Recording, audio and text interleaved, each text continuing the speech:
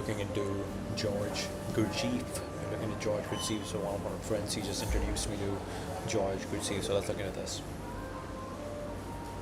Humans are asleep. One moment you want to go to the gym, the next moment you want to stay in bed. One part of you wants to build a company. Another part of you wants comfort and distraction. There is no single unified I. Instead, there are hundreds of competing cells taking turns at the steering wheel. Real spiritual development begins when you become aware of this fragmentation. There is no single unified I. Instead, there are hundreds of competing cells taking turns at the steering wheel.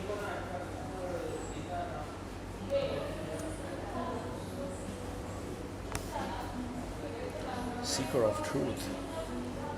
Part 1, The Messenger, a documentary that traces Gurdjieff's search for truth by revealing the sources of his main psychological ideas. It surveys his early career gathering followers, navigating the turbulent 20th century, establishing the Chateau Pure, earning public acclaim in America. Short and powerfully built man with shaved head and a long, black, curled mustache set foot in a Moscow cafe.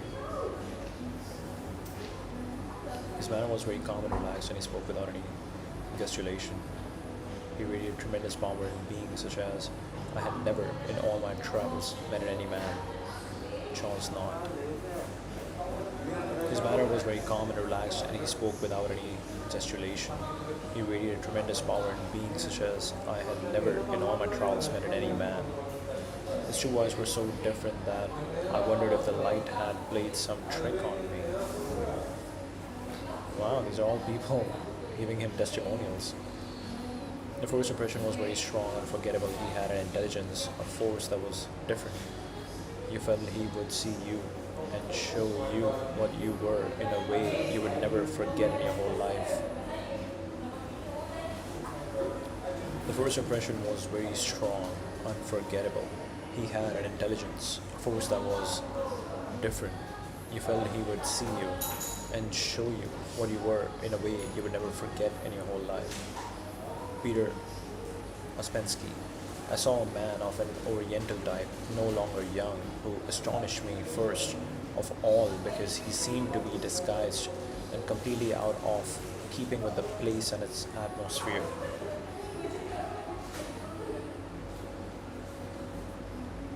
The first impression was very strong, unforgettable. He had intelligence, a force that was different. You felt he would see you and show you what you were in a way you would never forget in your whole life. Peter Ouspensky. I saw a man of an oriental type, no longer young, who astonished me first of all because he seemed to be disguised and completely out of keeping with the place and its atmosphere.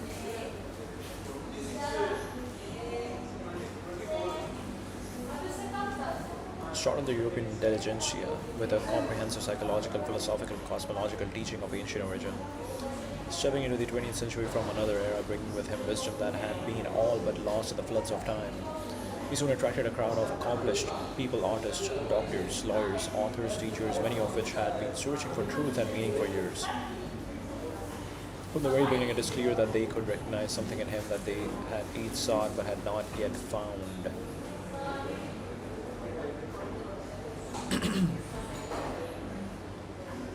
George Gurdjieff.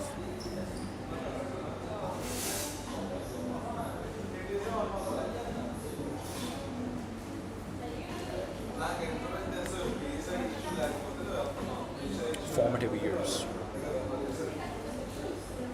Born in 1866, Alexander Pol, present-day Armenia. Ancestors were shepherds who had immigrated from Cappadocia, Turkey. Father lost his flock during a cattle plague, moved eastward, became a carpenter. My father was widely known as an Ashok, a local bard who composed, recited, or sang poems, songs, legends, folk tales, and all sorts of stories. The flood myth. One of the legends Gurdjieff hears in his childhood from his father is the Epic of Gilgamesh, which is the precursor for many of the biblical myths that come later and with which we are much more familiar. Had been wholly forgotten for centuries until the mid-19th century. Archaeologists excavated tablets with inscriptions in the site of ancient Nineveh, present-day Iraq. When the texts were deciphered a generation later, the discovery attained worldwide fame. Among them was an account of the flood that predated the biblical story of Noah. This was in the 1870s, and Gurdjieff mentions reading of the discovery in his youth in a magazine. Sumerian flood tablets. When I realized that here was that same legend which I had so often heard as a child in almost the same form of exposition. I experienced such an inner excitement that it was as if my whole future destiny depended on all this. Suddenly he realizes that his father has been preserving a very ancient tradition. If shepherds were entrusted with preserving legends from many generations, then which other truths might exist, handed down mysteriously from one age to another, unsuspected by contemporary mankind. We see here the spark that ignites Gurdjieff's search for truth. He will dedicate the next 20 years to fulfilling this impulse.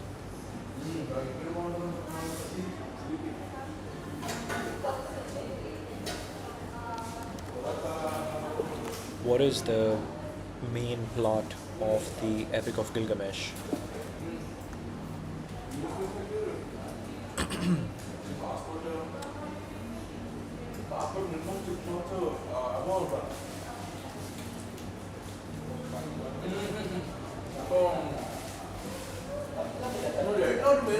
Great book of literature written in ancient Mesopotamia about 4,000 years ago. A king who desperately wants to escape death and discovers what it means to be human. A king who desperately wants to escape death and discovers what it means to be human.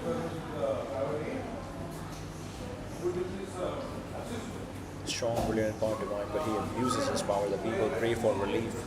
The gods create a wild man named Enkidu to challenge him. The friendship. Enkidu and Gilgamesh fight an epic battle. Instead of becoming enemies, they become inseparable friends. This friendship transforms Gilgamesh. Together, wow. This friendship transforms Gilgamesh. Together they seek glory through heroic adventures. They journey to the cedar forest and kill the giant. This is so cool. These ideas that these stories are really cool, where what is at the end of the day happening is that someone is looking for a really good challenger. A good intellectual is looking for another good intellectual. Enemies are at the end of the day helping each other because they are at the same level, which means they understand the skill level. You want to be complementary, like a good police, a good cop, and a good criminal. A good cop and a good criminal. They are made for each other, kind of. You're always looking for someone who understands your skill, who helps you push your skill forward. Instead of becoming enemies, they become inseparable friends. This friendship transforms Gilgamesh. Together they seek glory through heroic adventures. They journey to the cedar forest and kill the giant guardian, Humbaba. The rejection of the goddess Ishtar proposes marriage to Gilgamesh. He rejects her and insults her. Furious, she sends the bull of heaven to destroy Uruk. Gilgamesh and Enkidu kill it.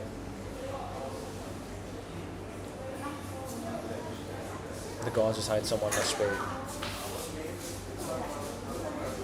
The death of Enkidu. Enkidu falls ill and dies. This is the emotional center of the epic. Gilgamesh is shattered. For the first time he realizes one day I will die.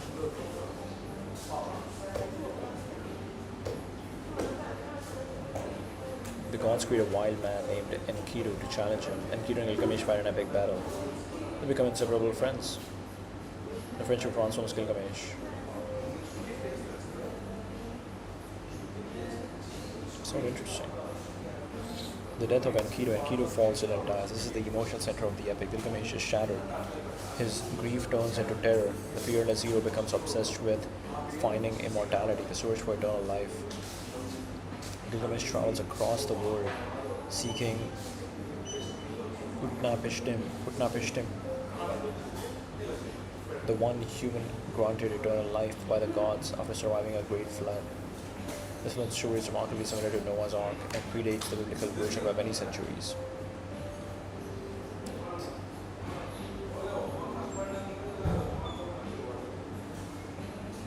Death is the fate of humans. Immortality belongs to the gods. Meaning comes from how we live, not from living forever. Meaning comes from how we live, not from living forever. Gilgamesh briefly finds a magical plant that restores youth, but a serpent steals it before he can use it. He returns house empty handed. Or so it seems the real ending. Back in Europe, Gilgamesh looks at the city walls he built. His actions, creations, relationships, and contributions can outlast him. His actions, creations, relationships, and contributions can outlast him. The story ends not with immortality but with acceptance. But with acceptance, why it still matters. The epic begins as a hero story and ends as a philosophical meditation on mortality. The central question is, how should a human live knowing they will die?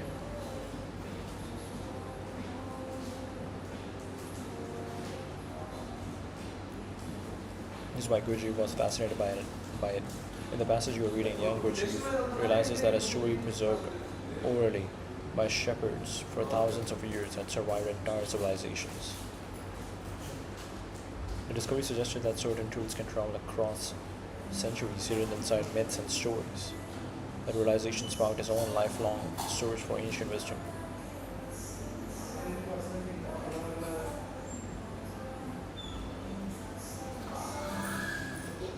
Starts by trying to conquer the world and ends by trying to understand himself. That arc has echoed through literature ever since. The story preserved early by shepherds for thousands of years had survived entire civilizations. The discovery suggested that certain truths can travel across centuries hidden inside myths and stories. Ancient wisdom. When we come to examine the full range of ideas, doctrines, methods, and techniques that Gurdjieff brought to the West, we may well doubt if one man could have accomplished so much. He himself tells us that a group effort was responsible. Human as three-brain being, development from multiplicity to unity, sacrificing illusion, struggles between yes and no.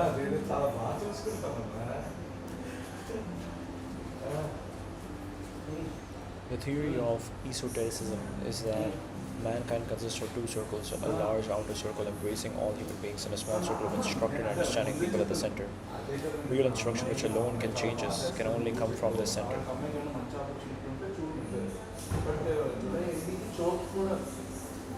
Ancient Babylonian brotherhood named Sarmon, Gurdjieff is eventually admitted to the chief monastery of the brotherhood, where we are led to understand that he receives answers to his deepest questions and concludes his search.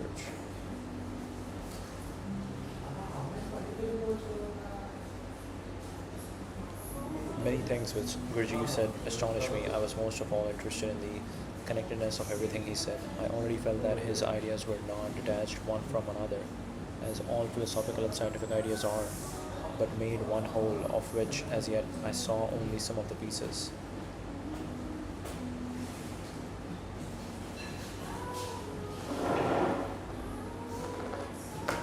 The wish to be with Mr. Gurdjieff now became the only reality. Ordinary life, which had been reality, continued, but it seemed almost unreal. My life became a sort of fairy tale.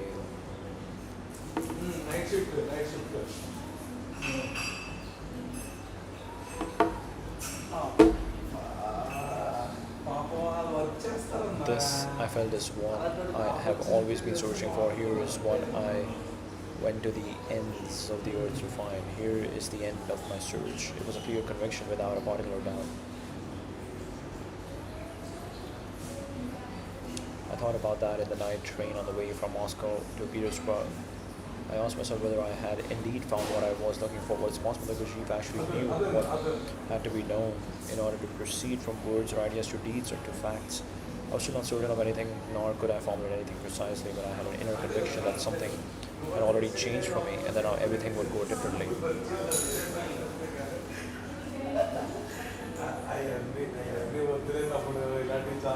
Mr. Gurdjieff was an unknown person, a mystery. Nobody knew about his teaching. Nobody knew his origin or why he appeared in Moscow and St. Petersburg. But whoever came in contact with him wished to follow him, and so did my husband and I. unknown person, a mystery. Nobody knew about his teaching, nobody knew his origin or why he appeared in Moscow and St. Petersburg. But whoever came in contact with him wished to follow him, so did my husband and I.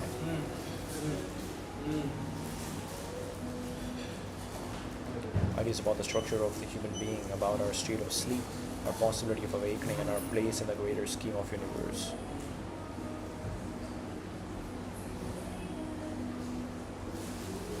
Humans are incomplete. Nature brings us only to a certain point and then leaves us to develop further by our own means. Nature brings us only to a certain point and then leaves us to develop further by our own means. While we remain undeveloped, we live in a state of sleep.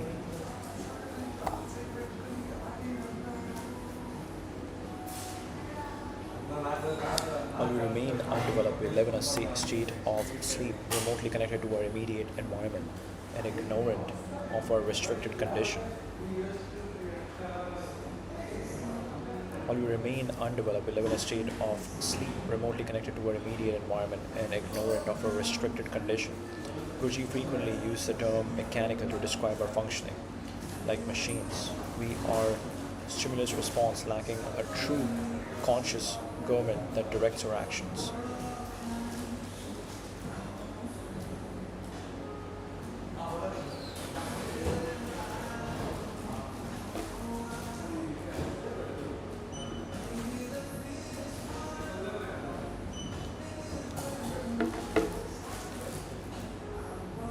We harbor a multitude of conflicting impulses and are now unified by name and appearance. To awaken from sleep would first mean to become aware of our true condition, to stop pretending to ourselves and others that we are unified. Like machines, we are stimulus response lacking a true conscious government that directs our actions. We harbor a multitude of conflicting impulses. We harbor a multitude of conflicting impulses and are only unified by name and appearance. To awaken from sleep would first mean to become aware of our true condition, to stop pretending to ourselves and others that we are unified. This gradual awakening is accomplished through discipline, self-observation, inner struggle, and conscious effort. Once awakened, the individual can then die to their false pretenses and give birth to a real and unified self. This would mark the fulfillment of our human potential.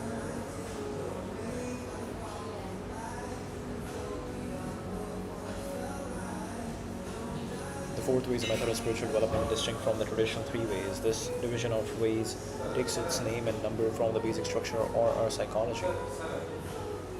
Human beings are not unified, but governed by three separate brains: the physical body, the heart, and the intellect. Heart, mind, body. To develop a unified self that governs all three brains, it is necessary to travel a path or way. The three traditional ways achieve this by focusing on one of the brains: the way of the fakir, mastering the physical body; the way of the monk focuses on mastering emotions; the way of the yogi focuses on mastering the mind.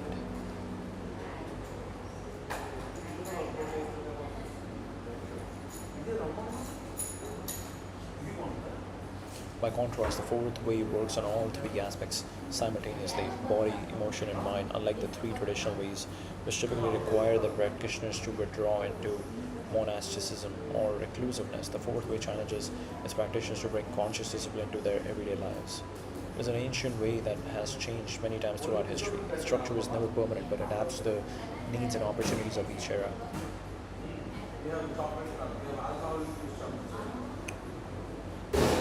The law of three is a fundamental principle in Gurdjieff's system, explaining how all phenomena are created and maintained. The universe is divided concentrically. Bigger worlds contain smaller worlds, which in turn contain even smaller ones. Each world is governed by a specific number of laws that determine its character. The law of three is one of the fundamental laws that weaves through these worlds and governs their creation and maintenance.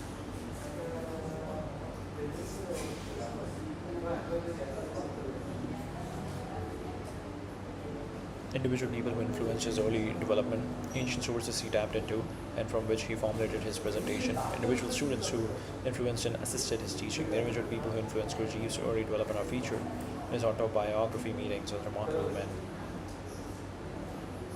The book is broadly divided into chapters, each dedicated to a person who influenced him in his youth, or who assisted in his search for truth, such as his father or first tutor. That said, some of his closest pupils have argued that this book should not be taken literally and that Gurdjieff invented many of these characters to personify certain aspects of seekers on the path to awakening.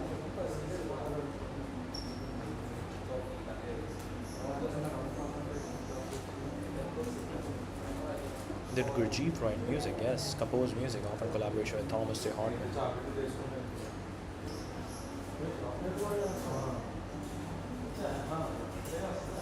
Adapted to the piano. Played simpler instruments himself. The monk develops the emotions, the yogi develops the mind, the fakir develops the body. Body, emotion, intellect simultaneously.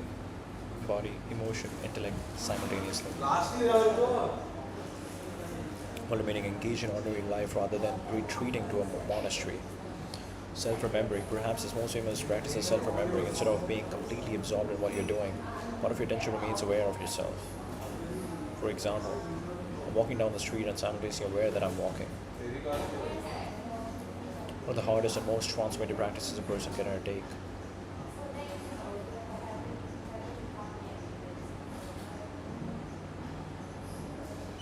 Ideas that influence modern culture: consciousness and awakening, mindfulness, shadow work, human body, spirituality, the Enneagram. Most people live mechanically in a state of waking sleep. Through self-remembering, conscious labor, and what he termed intentional suffering, individuals could awaken and unify their fragmented being. Unlike the separate parts of fakir, monk, or yogi. Emotion, mind, fakir, all three simultaneously within ordinary life. Practices include intense self-observation, group exercises, sacred dances known as the movements, and music composed with his pupil.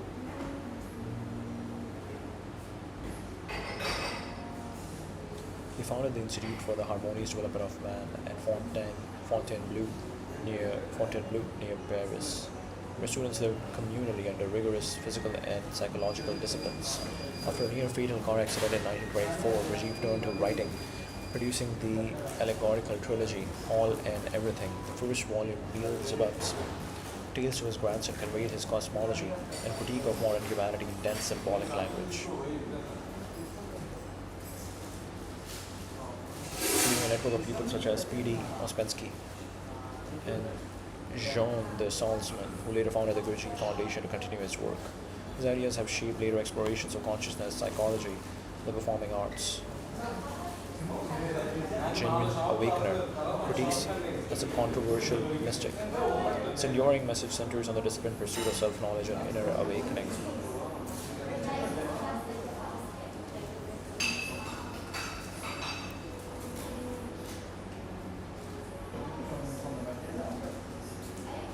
Meetings with remarkable men.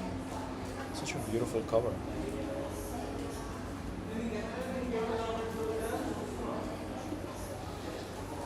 Beautiful cover. Most people try to change the circumstance before changing themselves. Real work is observing your own mechanical patterns. Once you can see them clearly, you gain freedom from them.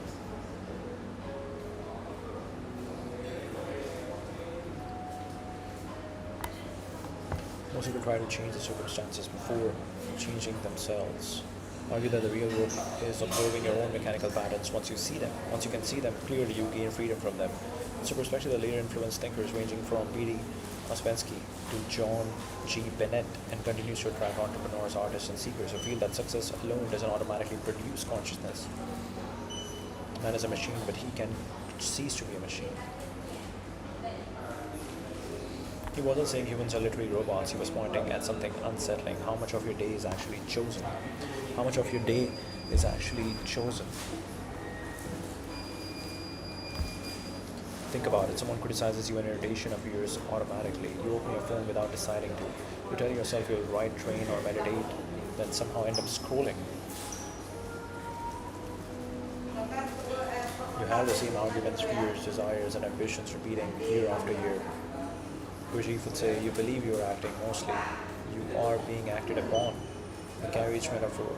One of his famous models described a human being as a carriage, the carriage body, the horse, emotions. Oh wow. That's interesting. That's basically what has been described in Mahabharata or Bhagavad Gita. Carriage, body, horse, emotions, driver, intellect, master, higher consciousness. The tragedy is that in most people the horse runs wherever it wants. The driver is drunk, the carriage is falling apart, the master is asleep.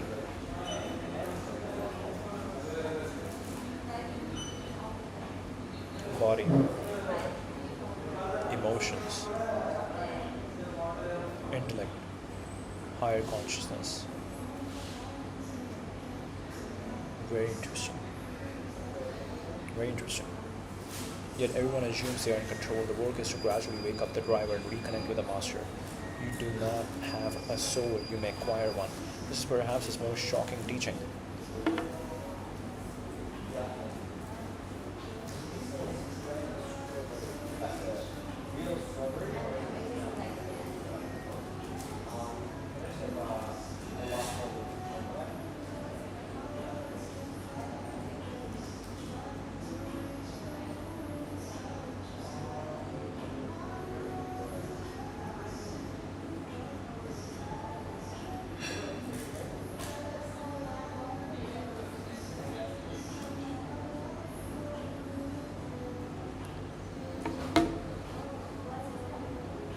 You do not have a soul, you may acquire one. This is perhaps his most shocking teaching. Most traditions begin with, you have a soul. Gurdjieff began with, not yet. You believe that what we call I is a crowd. At 8 a.m., I will build a great company. At noon, I deserve a break. At 8 p.m., maybe I'll start tomorrow. Which one is the real you? Gurdjieff's answer, none of them. They are temporary personalities taking turns on stage. Your individuality is something forced through conscious effort. Why suffering matters. Most people seek comfort. Gurdjieff thought comfort often deepens sleep. Not because suffering is inherently good, but because discomfort exposes the machine. For example, you decide fast, suddenly you discover cravings, impatience, rationalization, self-deception. The fast didn't create these things, it revealed them.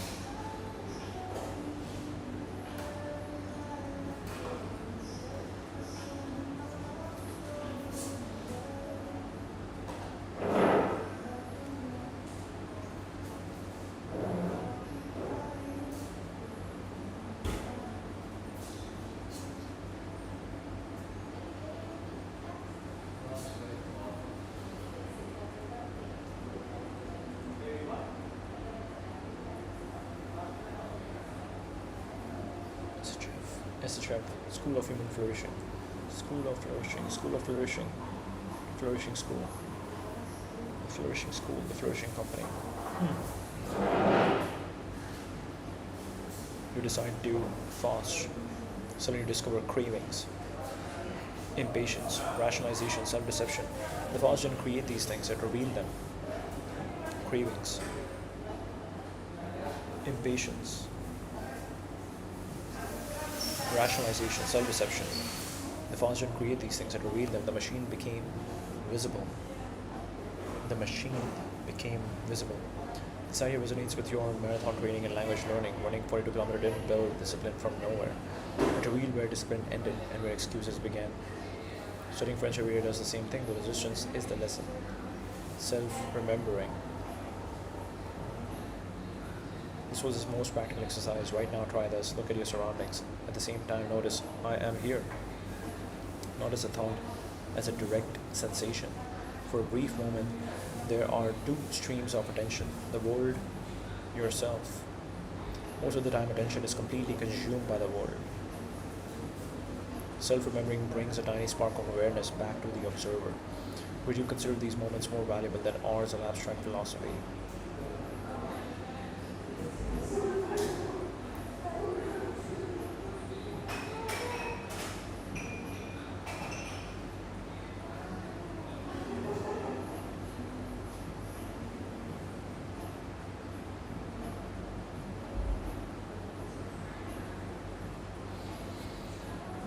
The two streams of attention, the world, yourself, most of the time attention is completely consumed by the world. Self-remembering brings a tiny spark of awareness back to the observer.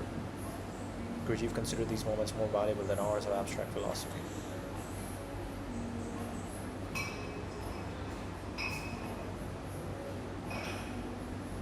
Notice I am here.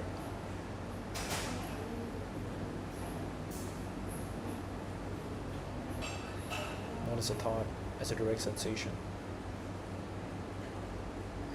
Most of the time attention is completely consumed by the world. Self-remembering brings a tiny spark of awareness back to the observer. What you might say to an ambitious entrepreneur, many productivity systems focus on how can I achieve more. Gurdjieff's question would be, who is that I that wants to achieve? Who is that I that wants to achieve? The ambition itself is not the problem. The question is whether the ambition comes from conscious choice or from unconscious conditioning.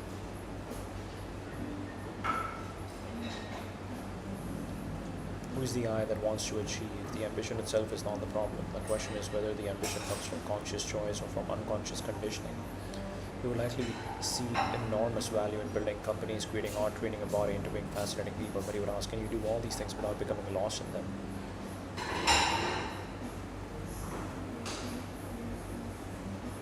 Can you build while remembering yourself? Can you succeed without becoming mechanical? Can you pursue greatness without becoming possessed by the pursuit?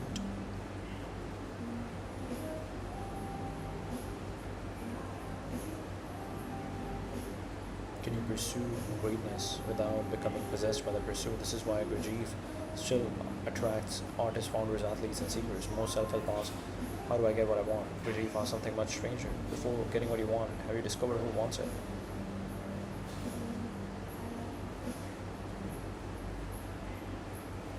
Who wants it?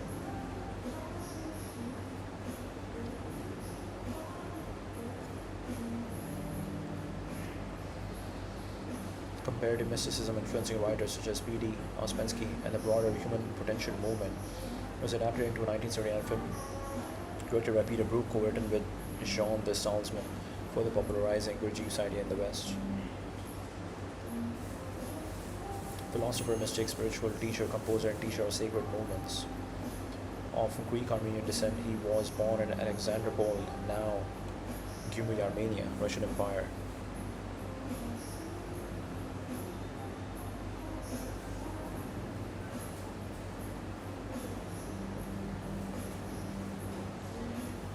While being suited to people living in the modern world without requiring withdrawal from ordinary life.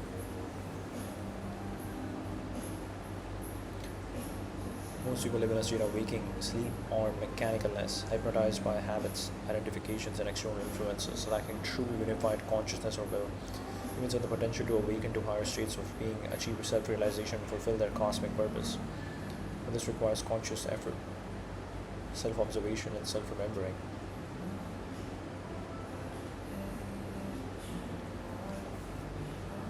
And this is self-remembering.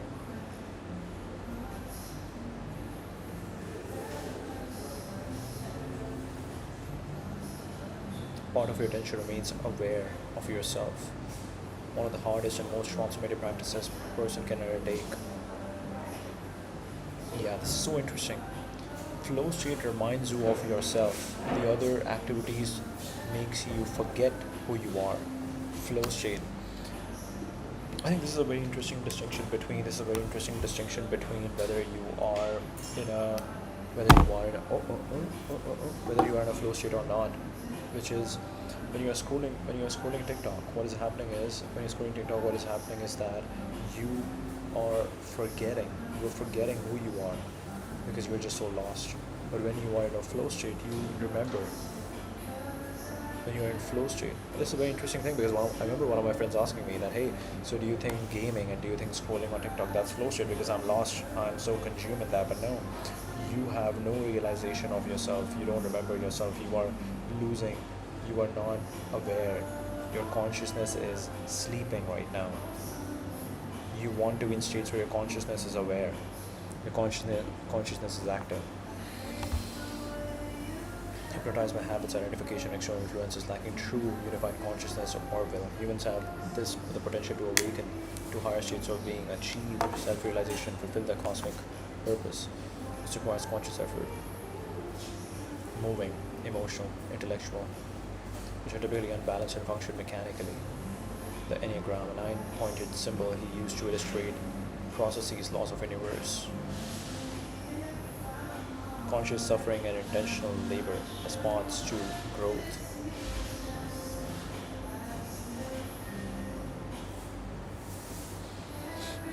Consciousness, suffering, and intentional labor. Conscious suffering, and intentional labor responds to growth as opposed to unnecessary suffering. Intentional labor. You need to know why you're working. You need to have a meaning behind the labor. That's important. Objective art and music. He composed pieces often with Thomas J. Hartman, intended to evoke higher states. Conscious suffering and intentional labor.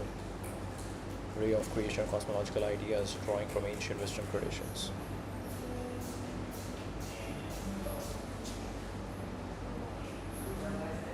He was known for provocative, demanding teaching methods that tested students' commitment. Provocative, demanding teaching methods that tested students' commitment. Details are semi-legendary from his own accounts. He claimed extensive travels in the East, with a book called The Seekers of the Truth, seeking ancient esoteric knowledge. Teaching in the West after the Russian Revolution, he worked in Constantinople, then settled in France. In 1922, he founded the Institute for the Harmonious Development of Man at the Château Le Purée in Fontainebleau. A serious car accident left him to shift focus toward writing. Notable followers, whose In Search of Miraculous is a key introduction to the ideas, Jean the Salzman, and many artists and intellectuals. Nearly Suzanne, major books, Legacy. Impacted psychology, spirituality, literature, and even figures in modern self-development. Conferences and scholarship continue 100 years since his US visit.